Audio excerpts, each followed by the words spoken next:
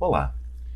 Hoje a gente vai falar um pouco de biologia de sistemas, vamos discutir alguns conceitos básicos e depois a gente vai falar de algumas aplicações, usando principalmente como exemplo alguns trabalhos que a gente desenvolve aqui no programa de pós-graduação em bioinformática da Universidade Federal do Rio Grande do Norte.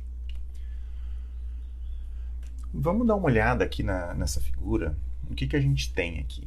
A gente tem aqui em A uma rota bioquímica super conhecida, é a fase de retorno da via glicolítica, onde a gente tem um substrato, no caso aqui começa no gliceraldeído trifosfato, que ele vai sendo paulatinamente modificado ao longo da reação, ele vira um 3-fosfoglicerato, 3-fosfoglicerato e assim por diante até piruvato. Então, a gente tem um fluxo aqui, a gente tem um fluxo de massa, na verdade. A gente tem uma molécula que vai sendo modificada. A gente sabe o direcionamento dessa rota, a gente sabe quem é o agente modificador, quem que catalisa isso. Na verdade, são as enzimas que estão representadas aqui em azul, de cada um dos passos. Gliceraldeído trifosfato desidrogenase, fosfoglicerato quinase e assim por diante. Da mesma forma, a gente também tem a participação de outras moléculas, que a gente pode chamar aqui coletivamente de cofatores, né? Como o fosfato inorgânico, que é utilizado para fazer a fosforilação da molécula, como o NAD, que entra como um aceptor de elétrons aqui, porque isso é uma reação de oxirredução, então a gente oxida o gliceraldeído trifosfato e reduz o NAD a NADH. Então a gente tem uma visão bastante completa aqui. Eu sei para onde que ela está indo, eu sei quem que está executando, eu sei o que está se transformando num quê. Se a gente vai olhar essa representação aqui na forma de uma rede, nós temos absolutamente todos os elementos aqui. Então a gente tem as enzimas aqui em azul, aqui estão elas. Nós temos a molécula que está sendo modificada, que está aqui em preto também. A gente tem os cofatores e as coenzimas. Qual que é a principal diferença que nós temos entre A e B? Aqui a gente tem um direcionamento. Então a gente sabe o fluxo de massa aqui em A é o protagonista, ao passo que em B, quem assume o protagonismo é a topologia. Então aqui nós só sabemos que há uma relação entre essas moléculas, nós não sabemos exatamente qual o tipo de relação, ou pelo menos a gente não consegue obter isso simplesmente olhando para essa representação aqui, para esse grafo. E quando a gente vai olhar aqui em C, a gente tem uma diminuição dos elementos. Então, o que aqui a gente está representando simplesmente a rede de interação entre os elementos proteicos, que no caso aqui são as enzimas. Então, se nós formos observar, o que nós temos de A até C? A gente tem uma redução de dimensionalidade, a gente tem uma simplificação do sistema. Eu sempre gosto de perguntar em aula para os alunos qual dessas três representações eles acham mais completas. Eles tendem a me dizer a B, na grande maioria das vezes. Entretanto, na minha opinião, a representação A ela é mais completa, porque aqui em A a gente tem direcionalidade, a gente tem relações e a gente sabe exatamente o que está acontecendo. Eu sempre digo que se a gente vai fazer uma análise de 5, 6 enzimas ou proteínas, a melhor forma que nós temos de compreender isso é utilizando uma rota bioquímica clássica.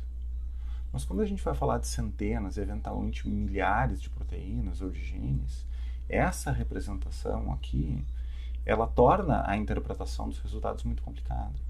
Ao passo que quando a gente diminui as dimensões, quando a gente simplifica e usa um modelo de grafo para interpretar essas interrelações, a gente consegue identificar algumas propriedades que emergem a partir desse tipo de visualização, aonde utilizando todo o intrincado de correlações pode ficar um pouco mais complicado. Isso é uma das características de biologia de sistemas, ou seja, a gente consegue utilizar redes, teoria de grafos, para interpretar sistemas biológicos. O que a gente avalia, né, no fim das contas? Depende do tipo de análise, obviamente, mas uma das coisas, quando a gente faz análise de rede, propriamente dito, a gente analisa propriedades topológicas. Então, nós temos várias propriedades topológicas, como o grau de um determinado nó, também chamado de conectividade, que é com quantos outros nós ou quantos vizinhos esse determinado nó tem na rede. Então, por exemplo, aqui em 4, Perdão, aqui o nó A, ele conecta com 4 outros elementos, ou 4 outros nós aqui nessa rede. Então, a conectividade dele é 4.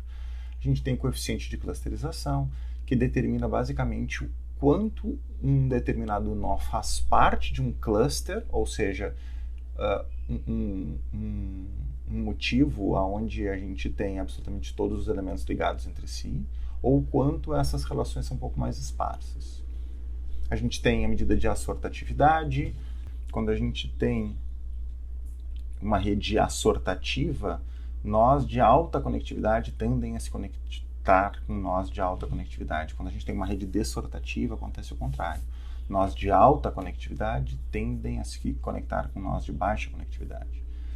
E a gente pode identificar os caminhos mais curtos entre qualquer ponto da rede. Com base nisso, a gente tem outras propriedades envolvidas com medidas de centralidade, como o betweenness, por exemplo. Entre várias outras. Aqui são só alguns exemplos de topologias de rede. A gente consegue observar coisas como por exemplo, vamos dar uma olhada aqui nessa rede, né? Aqui a gente, os nós que são altamente conectados em uma rede são chamados de hubs. Então aqui no caso a gente tem vários hubs, porque a gente tem vários nós muito conectados. A gente tem nós que tem uma conexão bem mais baixa, e aqui a gente tem um outro nó que também tem um alto grau. Entretanto, a gente consegue identificar que esse nó aqui, 4, por exemplo, ele tem uma alta conectividade e um alto coeficiente de clusterização, o que o torna um hub intramodular, ou seja, ele é um hub que está dentro de um determinado módulo. E isso confere algumas características a esse nó. Ao passo que o nó 6, ele também tem um alto grau, um pouco menor do que o 4, mas continua sendo um grau alto. A conectividade dele é 7. Entretanto, o coeficiente de clusterização dele é super baixo. Isso significa que esse é um hub que liga diferentes módulos, então ele é considerado um hub intermodular. Isso é só um exemplo de análises topológicas que a gente pode fazer, mas o mais interessante é a gente nunca fazê-las individualmente, né? Quanto mais elementos a gente conseguir incorporar na nossa análise, aumenta a probabilidade de fidedignidade dessa análise em relação à descrição do sistema que a gente está observando. Tem várias abordagens de biologia de sistemas que a gente pode utilizar em cima de dados biológicos, né? Então, por exemplo, a gente pode fazer análise em cima simplesmente de dados de interação proteína-proteína. A gente pode avaliar, a gente tem metodologias que foram desenvolvidas para a gente avaliar a presença ou a importância ou o enriquecimento de diferentes sistemas biológicos em um determinado fenômeno, como, por exemplo, análise de Gene Set Enrichment Analysis ou análise de enriquecimento funcional. Assim como a gente também pode analisar outros tipos de rede, como redes gênicas, redes transcricionais, redes de coexpressão, ou nesse caso aqui, redes regulatórias. Quando a gente fala de interação proteína-proteína, a gente usa bancos de dados onde essas informações estão disponíveis. O principal deles é o string, né? Que tem uma grande quantidade de informação, de diferentes fontes, diferentes canais de informação diferente, e envolvendo diferentes organismos também. Aqui é um exemplo de como é que a gente consegue utilizar a informação de conexão proteína-proteína para investigar fenômenos biológicos. Isso aqui foi um trabalho que a gente publicou há uns anos atrás, onde a gente investigou a expressão gênica extraída de pulpa dental de crianças com fenda palatina. Deixa eu tentar explicar um pouquinho como é que funciona aqui, de forma bastante breve. Então, o que a gente faz aqui é utilizar a informação de interação proteína-proteína para organizar todas as proteínas, no caso aqui de humanos, que a gente tem informação sobre conexão. Então, o que a gente faz é ordenar. Imagina que nós temos, por exemplo, eu não tenho certeza qual é o tamanho do interatoma hoje, mas vamos supor que nós tenhamos 15.000 proteínas humanas com informação de qualidade de conectividade.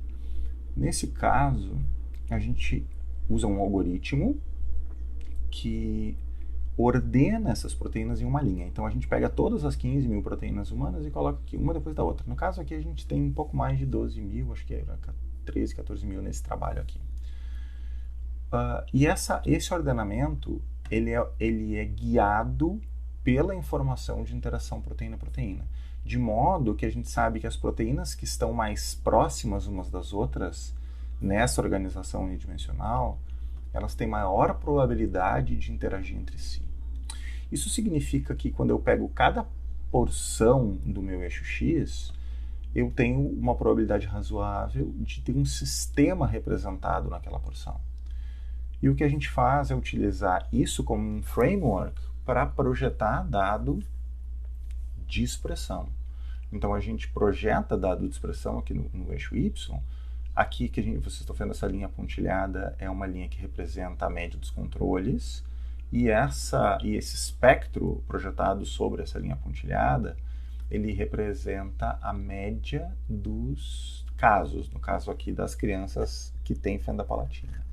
E a gente consegue observar esses pontos coloridos, que são pontos desse ordenamento que a gente observa uma alteração significativa da expressão gênica. Quando a gente coleta essas proteínas que estão aqui, plota a rede dessas proteínas, a gente consegue também enriquecer isso do ponto de vista funcional, ou seja, identificar quais são os sistemas biológicos que essas proteínas estão envolvidas. E aí a gente consegue, utilizando uma metodologia baseada em biologia de sistemas, dizer quais são os sistemas que estão sendo alterados nessa patologia. No caso aqui nesse trabalho, a gente identificou sistemas envolvidos com estabilidade genômica no desenvolvimento orofacial. Essa metodologia ela tá hoje bem descrita, a gente implementou isso em um pacote na linguagem R, está disponível lá no Bioconductor, esse aqui é o endereço, né? E a gente, basicamente, o pacote ele facilita bastante a análise, a gente entra com o dado e dá os comandos lá, e aí ele faz toda a análise de expressão, plota as figuras, identifica as redes e faz também o enriquecimento funcional.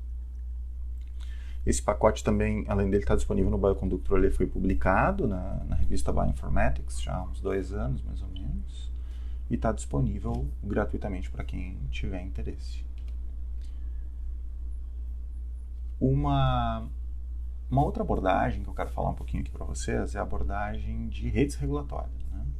Então, o que nós temos aqui? A gente sabe que a expressão gênica é regulada de várias formas, uma delas é a partir de fatores de transcrição, que são proteínas que se dimerizam, se ligam no DNA em motivos específicos de ligação e regulam a expressão de vários genes.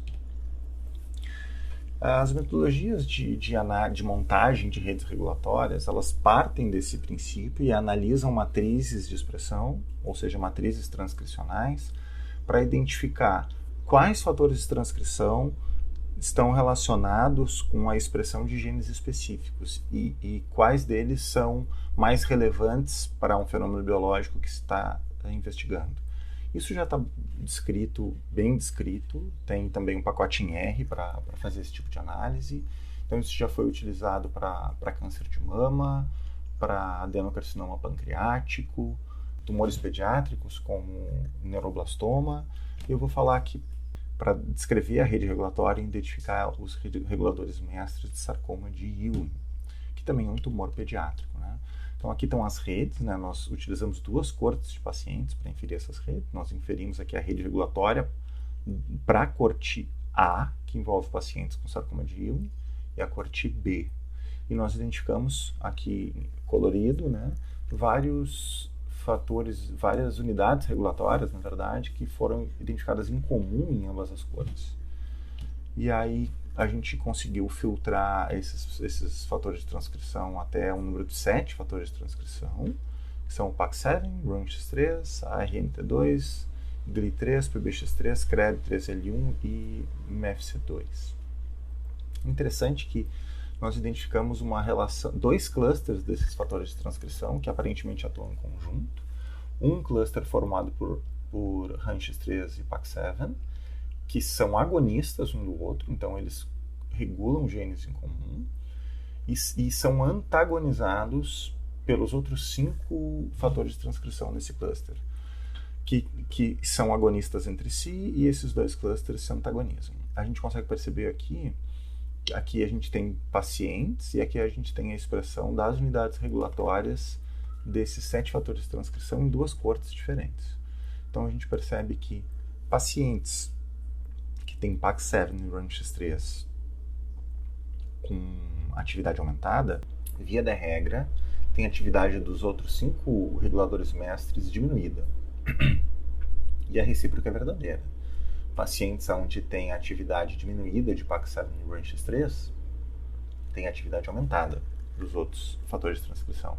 Isso é observado nas 2 redes, e quando a gente vai ver o impacto desses fatores de transcrição na sobrevida, a gente vê que PAX7 e RUNX3 são associados a um bom prognóstico, ou seja, os pacientes que tinham a expressão elevada desses 2 fatores de transcrição, eles tiveram uma sobrevida maior do que os pacientes que tinham a expressão diminuída desses 2 fatores de transcrição. E o contrário aconteceu com os outros 5. Então, aparentemente, eles têm uma correlação importante e trabalham em conjunto na regulação desse tumor. Uma outra e a último exemplo aqui que eu quero abordar para vocês é a evolução dos sistemas biológicos. A gente também consegue utilizar os princípios de biologia de sistemas para entender como redes biológicas evoluem e tem insights de como os processos biológicos de fato evoluem.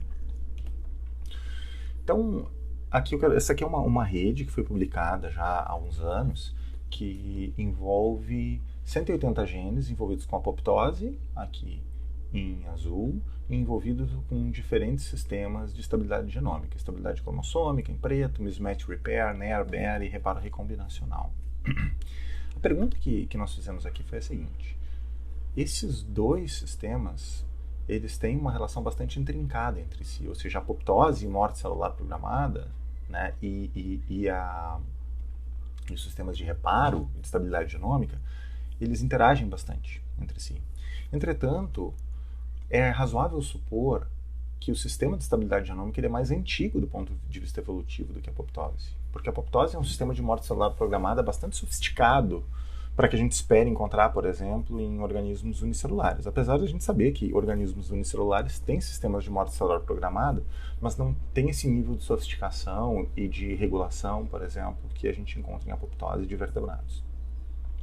O que nós fizemos? Nós fomos investigar a origem evolutiva dessa rede.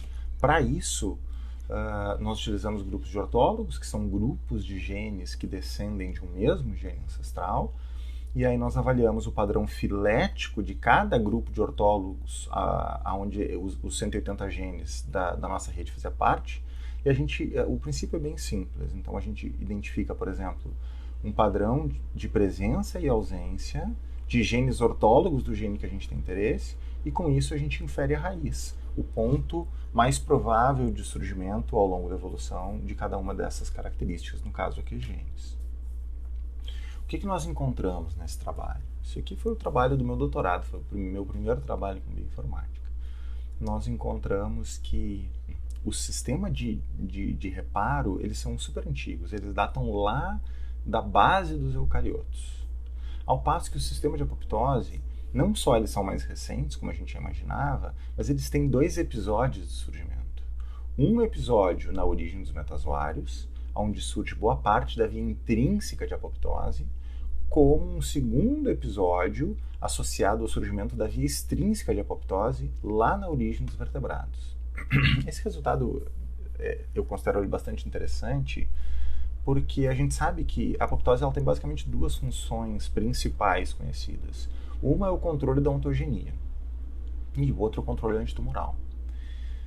Na origem dos metazoários, a gente começou a ter a necessidade de controle ontogenético, porque foi onde surgiram os organismos pluricelulares, e a partir do momento do surgimento dos organismos pluricelulares, esses organismos precisavam controlar o desenvolvimento dessas células. Então, aparentemente, a apoptose surgiu não como um sistema antitumoral, porque nesse momento aqui tumor não era um problema.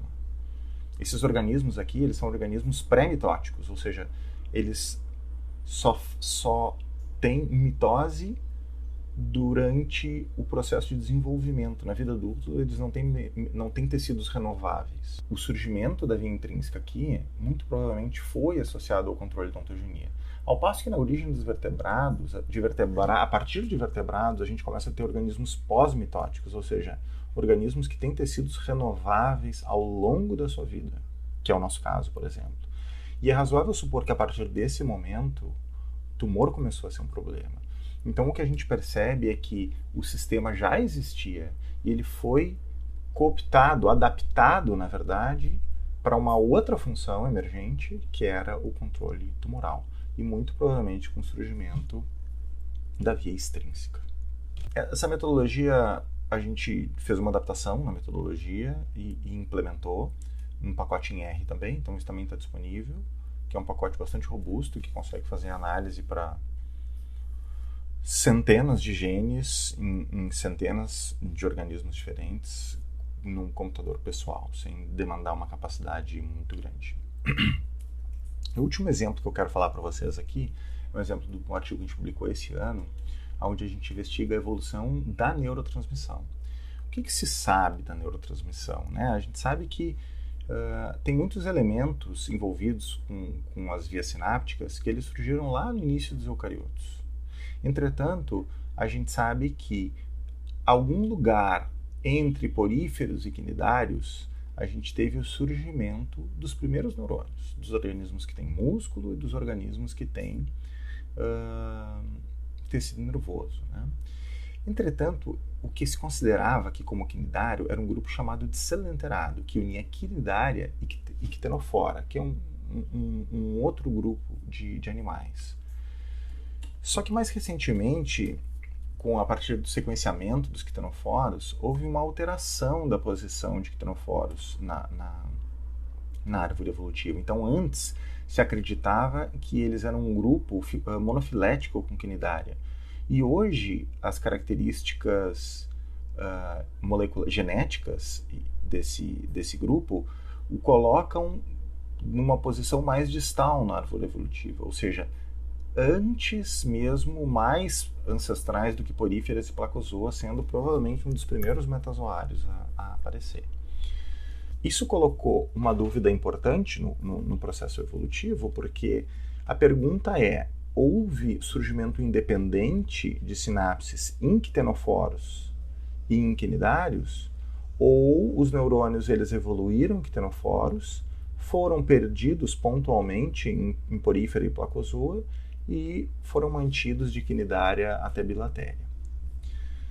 O que nós fizemos? Esse artigo, esses dados que eu vou falar para vocês, nós publicamos no início desse ano na Periodic Molecular Biology and Evolution, onde a gente investiga a origem evolutiva, a gente monta a rede de interação proteína-proteína dos elementos sinápticos e investiga a origem evolutiva. Então, nós juntamos os genes dos 5 principais sistemas de neurotransmissão: sistema glutamatérgico, GABAérgico, colinérgico, dopaminérgico e serotonérgico. Foram 321 genes ao todo. E nós montamos a rede de interação proteína-proteína. Então, o que nós temos aqui? As cores, elas representam os diferentes sistemas. Então, amarelo é dopaminérgico, azul glutamatérgico, roxo serotonérgico, vermelho colinérgico e verde GABAérgico. E os nós, que têm mais de uma cor, e os que são representados maiores aqui na nossa rede, eles participam de mais de um desses sistemas. Quando nós vamos olhar do ponto de vista funcional, a gente vê que a parte mais central da rede ela está envolvida principalmente com a sinalização, com proteína G, com o processo de sinalização. Ao passo que os receptores eles são alocados mais na periferia da rede. Então a gente tem aqui, por exemplo, os receptores ionotrópicos, a gente tem receptores metabotrópicos, e eles são mais alocados na periferia da rede. É sabido que esses sistemas de transdução de sinal, como proteína G e sinalização em geral, eles são compartilhados com outros sistemas também, não simplesmente com o sistema de neurotransmissão. Então, a partir disso, nós fomos verificar, dentre esses 321 nós, quais deles eram exclusivamente associados a tecido nervoso e quais desses genes, além de atuarem em tecido nervoso, também atuavam em outros tecidos. Então, nós fizemos 2 tipos de seleção. Uma, a partir da seleção de anotação, ou seja, nós investigamos no KEGG quais eram os sistemas que cada um desses genes estavam anotados no KEGG. e também nós verificamos dentro de um painel de expressão quais eram os tecidos onde esses genes apareciam expressos. Então aqui, isso aqui é a nossa rede, então essa aqui é a topologia da rede, só que agora representada com uma landscape, né, um heatmap em cima de uma landscape. E aqui o que a gente consegue observar? Que, de acordo com as anotações do KEGG, os genes que estão mais à periferia da rede, assim, quanto mais vermelho, mais neuroexclusivo. Quanto mais azul, mais distribuído em outros sistemas ele está. Então, vermelho, neuroexclusivo, verde para azul, não neuroexclusivo. E a gente percebe, como a gente já imaginava, a periferia da rede associada com neuroexclusividade, tanto quando a gente olha para a anotação, quanto quando a gente olha a expressão. Isso aqui é a expressão gênica dessa rede em diferentes tecidos. Então a gente percebe que essa porção da rede, a gente encontra esses genes expressos quase que exclusivamente no sistema nervoso. Ao passo que essas outras porções, esses outros pontos da rede, a gente encontra expresso em outros tecidos além de tecido nervoso. E aí nós fomos fazer a nossa análise evolutiva. Então aqui a gente aplicou a nossa metodologia e identificamos que muitos genes já estavam enraizados lá na origem dos eucariotos, né? E 50% desses genes eram relacionados à sinapse dopaminérgica. Então esses genes certamente, a gente sabe que na origem dos eucariotos a gente não tinha sinapse, então eles certamente estavam envolvidos com outros sistemas, provavelmente de transdução de sinal. E a gente percebe aqui nós temos o incremento total da rede, por esse gráfico de barras, e a gente tem aqui nessa linha rosa o incremento dos genes não neuroexclusivos, que foi o que a gente tinha acabado de falar na figura anterior. Ao passo que aqui, nessa figura ciano, nós temos o incremento dos genes neuroexclusivos. Então a gente percebe que lá na origem dos holozoários unicelulares a gente teve um incremento importante dos genes não neuroexclusivos, ao passo que os neuroexclusivos eles tiveram um degrau de surgimento aqui na origem dos quinidários. Lá na origem dos quinidários, que é o ponto B aqui da nossa rede, nós já temos a rede praticamente montada, ou seja, mais de 95% dos nós já estavam presentes na origem dos quinidários. E nenhum nó foi enraizado depois do último ancestral comum de peixes. Dando uma olhada mais especificamente naqueles pontos onde eu falei, onde a gente teve um surgimento acentuado, a gente pode observar um aumento dos nós não exclusivos aqui na origem dos holozoários unicelulares, associados à sinalização, excitabilidade e um grande surgimento de receptores metabotrópicos. Isso é interessante porque nós não temos sinapse aqui, mas já há presença dos receptores metabotrópicos, muito provavelmente nesses organismos. Quando a gente dá uma olhada na origem dos quitanoforas, que é, pelo menos é o que se tem notícia até hoje, os primeiros organismos a apresentarem sinapse, a gente vê um incremento de poucos nós, na verdade, e a maioria deles associado à sinalização e um único nó associado com receptores ionotrópicos. Na origem dos poríferos e dos placozoas, a gente tem aqui em poríferos um aumento de proteína G e alguma coisa de sinalização, mas bastante pouco. E quando nós vamos olhar a origem dos quinidários, a gente tem um aumento massivo de nós. E a maioria esmagada, um grupo de metabotrópicos, mas a grande maioria deles de ionotrópicos. Então, o evento mais importante que a gente tem dessa rede é o surgimento massivo de receptores ionotrópicos. Esses receptores eles são bastante importantes porque eles aumentam a velocidade do disparo sináptico, porque eles não precisam disparar uma cascata de segundo mensageiro para abrir os canais. Eles são receptores que eles são diretamente ligados a canais. Então, a presença do neurotransmissor imediatamente faz com que aconteça a despolarização da célula. Mas, como eu falei, depois de vertebrados, a gente não tem praticamente nada. Então, a gente não tem incremento de novidade genética a partir de peixe. Entretanto, quando a gente observa esse gráfico aqui, ele mostra a abundância dos elementos. Então, a gente observa um aumento de abundância aqui em metazoários e depois de peixe para frente, a gente tem um outro aumento de abundância. Ou seja, embora não tenha novidade genética, eu tenho um aumento de parálogos, muito provavelmente por duplicação gênica, e certamente isso contribuiu para a complexidade da rede. Então, o que a gente conseguiu observar especificamente com esse trabalho? Que muitos neurotransmissores eles foram presentes lá na origem dos eucariotos, os nós neuroexclusivos estão na periferia da rede, e o arquétipo genético da rede de sinápse ele já estava presente lá na origem dos quitenoforos. Mas ela tem um incremento importante de receptores ionotrópicos, especificamente, isso deve ter sido crucial para a evolução da sinapse, o que a gente chama de sinapse moderna. E a gente não tem nós novos surgindo a partir de peixe o aumento de complexidade em invertebrados, muito provavelmente ele foi decorrência do aumento de número de parálogos desses genes. Bem, isso é um apanhado geral, espero que tenha sido útil para vocês. Eu gostaria de agradecer o meu grupo de pesquisa, que está aqui à esquerda, e também os colaboradores que trabalharam junto em alguns desses resultados aqui. Então, muito obrigado. Esses aqui são os meus contatos, meu e-mail, o site do nosso grupo, o meu Twitter. Eu fico à disposição de vocês. Muito obrigado. Até uma próxima.